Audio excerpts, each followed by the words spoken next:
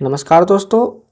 आज की इस वीडियो में हम देखेंगे एनसीईआरटी क्लास 8 का चैप्टर नंबर 5 जब जनता बगावत करती है। तो यहाँ पर देखेंगे इसका सोल्यूशन आज करने वाले हैं। तो यहाँ पर सबसे पहले हम देखेंगे मुख्य बिंदु। तो पहला पॉइंट हमारा कह रहा है ईस्ट इंडिया कंपनी की नीतियों का जनता, राजाओं, रानियों, किसानों, जमींदारों, आदिवासियों, सिपाहियों सब पर तरह तरह के असर पड़े। नेक्स्ट पॉइंट, जो नीतियां और कार्रवाइयां जनता के हित में नहीं होती थी या उनके भावनाओं को ठेस पहुंचाती थी तो लोग उनका विरोध करते थे।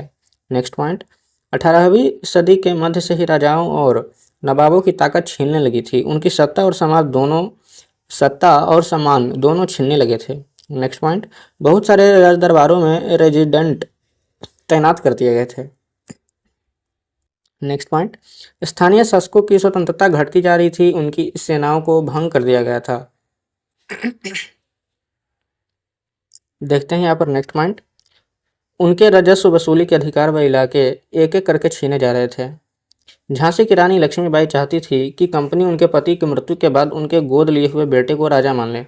नेक्स्ट पॉइंट, पेशवा बाजीराव द्वितीय के दत्तक पुत्र नाना साहेब ने कंपनी से आग्रह किया कि उनके पिता को जो पेंशन मिलती थी उनके मृत्यु के बाद उन्हें मिलने लगे। नेक्स्ट पॉइंट, अवध की रियासत अंग्रेजों के कब्जे में जाने वाली आखिरी रियासतों में से थी। नेक्स्ट पॉइंट, अवध को अंग्रेजों ने 1856 में अपने कब्जे में ले लिया। Next point, governor general Dalhousie ने ऐलान कर दिया कि रियासत का शासन ठीक से नहीं चल रहा है, इसलिए शासन को दुरुस्त करने के लिए ब्रिटिश प्रभुत्व जरूरी है। नेक्स्ट पॉइंट, कंपनी ने मुगलों के शासन को पूरी तरह से खत्म करने के लिए कंपनी द्वारा जारी सिक्कों पर से मुगल बादशाह का नाम हटा दिया गया। नेक्स्ट पॉइंट, बहादुर शाह जफर अंतिम मुगल बादशाह थे। नेक्स्ट पॉइंट, गांवों में किसान और जमींदारी भारी भरकम लगान और कर वसूली के सख्त तौर तरीकों से परेशान थे और ऐसे बहुत सारे लोग महाजनों के लिए कर्ज नहीं लौटा पा रहे थे। चलिए यहाँ पर अब नेक्स्ट पॉइंट देखते हैं। भारतीय सिपाही जो कंपनी में काम करते थे अपने वेतन भत्तों और सेवा शर्तों के कारण परेशान थे। नेक्स्ट पॉइंट, कई नए नियम सैनिकों के धार्मिक भावनाओं और आस्थाओं पर ठेस पहुंचाते थे। नेक्स्ट पॉइंट, भारतीय समाज में सुधार के लिए अंग्रेजों ने सती प्रथा को रोकने और विधवा विवाह को बढ़ावा देने के लिए कानून बनाए गए। नेक्स्ट पॉइंट, 1830 के बाद कंपनी ने ईसाई मिशनरियों को खुल करके काम करने और जमीन संपत्ति जुटाने को भी छूट दे दी। नेक्स्ट पॉइंट, 1850 में एक नया कानून बनाया जिसमें ईसाई धर्म अपनाने की छूट दी गई थी। इसमें प्रावधान था कि अगर कोई भारतीय व्यक्ति ईसाई धर्म अपनाता है तो पुरखों की संपत्ति पर उसका अधिकार पहले जैसा ही रहेगा। चलिए नेक्स्ट पॉइंट देखते हैं। जब सिपाही इकट्ठा होकर के अपने सैनिक अफसरों का हुक्म मानने से इनकार कर देते थे तो उसे सैनिक विद्रोह कहते हैं। अब देखेंगे नेक्स्ट पॉइंट, मई 1857 में शुरू हुई सैनिक विद्रोह से भारत में कंपनी का अस्तित्व ही खतरे में पड़ गया था। नेक्स्ट पॉइंट, सैनिक विद्रोह की शुरुआत मेरठ से हुई थी। नेक्स्ट पॉइंट, 29 मार्च 1857 को युवा सिपाही मंगल पांडे को बैरकपुर में अपने अफसरों पर हमला करने के आरोप में फांसी पर लटका दिया गया। अब देखेंगे यहाँ पर अभ्यास के प्रश्न।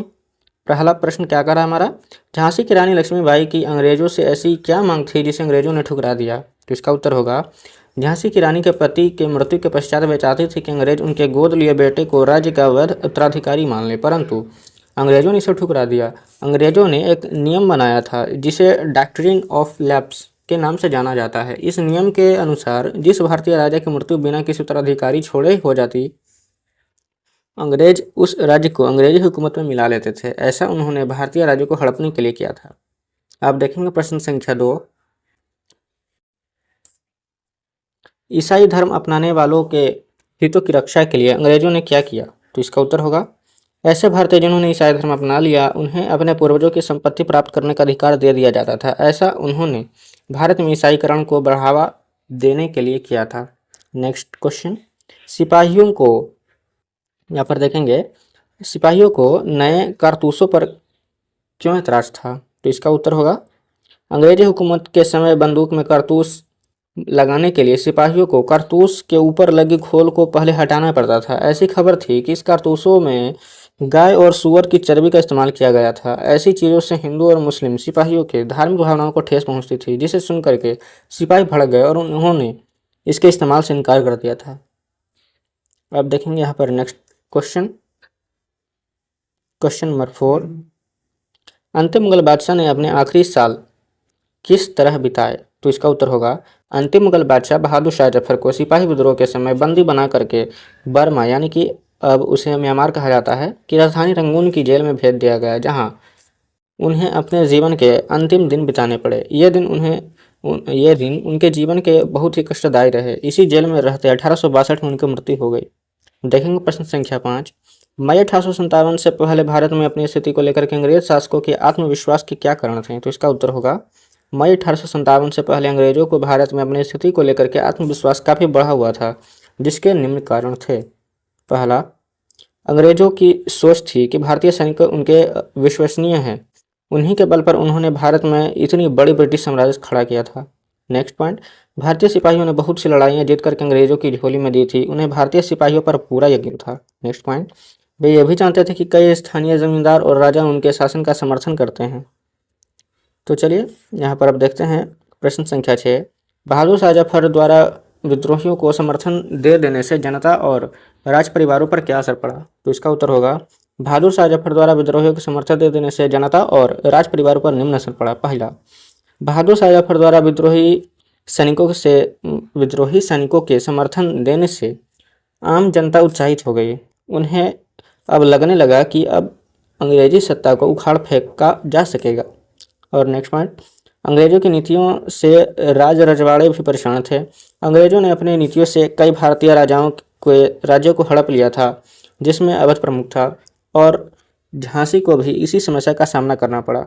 और तीसरा कारण, यहाँ पर तीसरा असर क्या पड़ा कि बहादुर शाह जफर के समर्थन के खबर से राज परिवारों में खुशी की लहर दौड़ पड़ी। उन्हें लगने लगा कि अब ब्रिटिश शासन खत्म हो जाएगी और उनके राज वापस मिल जाएंगे। अब देखेंगे प्रश्न संख्या 7, अवध के बागी भूस्वामियों से समर्पण करवाने के लिए अंग्रेजों ने क्या किया? तो इसका उत्तर होगा, अवध के बागी भूस्वामियों से समर्पण करवाने के लिए अंग्रेजों ने निम्न कार्य किए। पहला, अंग्रेजों ने घोषणा की कि जो भूस्वामी ब्रिटिश राज के प्रति स्वामी भक्त बने रहेंगे, उन्हें अपने ज़मीन पर पारंपरिक अधिकार का उपयोग करने की स्वतंत्रता बनी रहेगी। दूसरा, अंग्रेजों ने कई भूस्वामियों, राजाओं और नवाबों पर मुकदमे चलाए और अंत में फांसी दे दी। तीसरा, जिन भूस्वामियों ने विद्रोह किया था, यदि उन्होंने किसी गोर लोगों की हत्या नहीं की थी और आत्मसमर्पण करना चाहते थे, तो उनकी सुरक्षा की गारंटी दी जाएगी और उनकी ज़मीन पर उनके दावे और अधिकार का विरोध नहीं किया जाएगा। अब देखेंगे प्रश्न संख्या 8, 1857 की बगावत के फलस्वरूप अंग्रेजों ने अपनी नीतियाँ किस तरह बदली? उत्तर, पहला, शासकों को उनके क्षेत्र पर शासन करने के अधिकार को सुनिश्चित किया गया। दूसरा, उत्तराधिकारी के रूप में गोद लिए गए पुत्र को मान्यता दी गई। तीसरा, ब्रिटिश सेना ने भारतीय सिपाहियों के अनुपात को कम कर दिया और ब्रिटिश सिपाहियों के अनुपात को बढ़ा दिया। चौथा, सेना में गोरखा, सिख और पठानों की संख्या को बढ़ाया गया। पाँचवा, मुसलमानों को संदेह और शत्रु की दृष्टि से देखा जाने लगा। छठा, अंग्रेज अब भारतीय रिवाज, धर्म, परंपराओं और सामाजिक प्रथाओं को सम्मान देने लगे। सातवां, जमींदार और भूस्वामियों के उनके ज़मीनों पर अधिकार और सुरक्षित बनाया गया। अब देखेंगे यहाँ पर प्रश्न संख्या 10, झांसी की रानी लक्ष्मीबाई के बारे में और पता लगाएं। आप उन्हें अपने समय की विलक्षण महिला क्यों मानते थे? तो इसका उत्तर यहाँ पर देखेंगे हम। रानी लक्ष्मीबाई का जन्म 1828 के आसपास बनारस में हुआ। उनके पिता मोरपंत तांबे एक मराठी ब्राह्मण थे। उनकी माता भगीरथी बाई एक सुसंस्कृत धार्मिक महिला थी। 14 वर्ष की आयु में उनकी शादी झांसी के महाराजा गंगाधर राव के साथ हो गया। कुछ वर्षों के बाद रानी लक्ष्मीबाई ने एक बेटे को जन्म दिया, जो कुछ महीनों में चल बसा। 1803 में महाराज गंगाधर राव बीमार पड़े तो उन्होंने अपने दूर के रिश्तेदार के बेटे दामोदर राव को गोद ले लिया। उसके अगले दिन ही महाराज की मृत्यु हो गई। रानी लक्ष्मीबाई एक विलक्षण महिला थी, जिसके निम्न प्रमाण है। पहला, रानी ने दावा किया कि दामोदर राव उनका वैध उत्तराधिकारी है। ब्रिटिश राज ने रानी के इस दावे को ठुकरा दिया और डॉक्ट्रिन ऑफ लैप्स संधि के तहत उनके राज्य को अंग्रेजी हुकूमत में मिलाने का फैसला किया।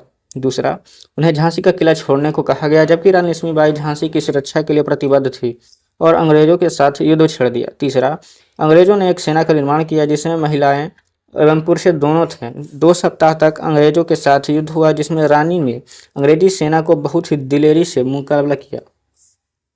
और यहाँ पर छठा, जून 1858 में रानी लक्ष्मीबाई की शिकस्त हुई और उन्हें मार दिया गया।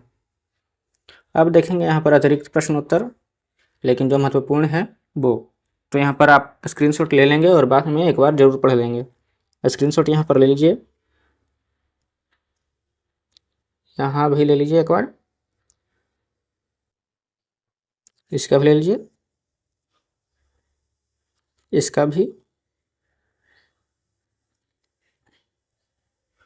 यहाँ पर इसका भी ले लीजिए एक बार स्क्रीनशॉट। तो चलिए दोस्तों, इसी के साथ यहाँ पर हमारा चैप्टर नंबर 5 भी समाप्त होता है।